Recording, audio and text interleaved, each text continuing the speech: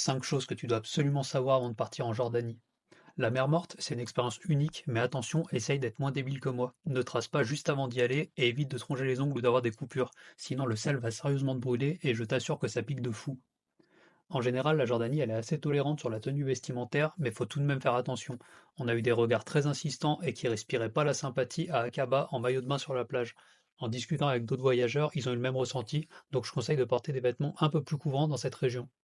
Est-ce que tu dois acheter le Jordan Pass? Évidemment que oui. Les prix débutent à 70 jods et il inclut le visa, donc il sera forcément rentable à partir du moment où tu souhaites aller à Petra.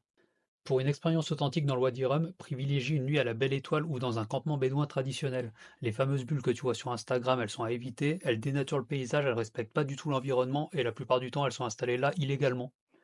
La Jordanie, c'est pas la destination la moins chère du monde, mais ça reste un voyage quand même abordable. En gros, t'as des vols à moins de 100 euros, une nuit d'hôtel potable c'est entre 20 et 40 euros, et t'as plein de restaurants locaux qui servent des super plats à moins de 7 ou 8 euros, donc tu peux te mettre bien.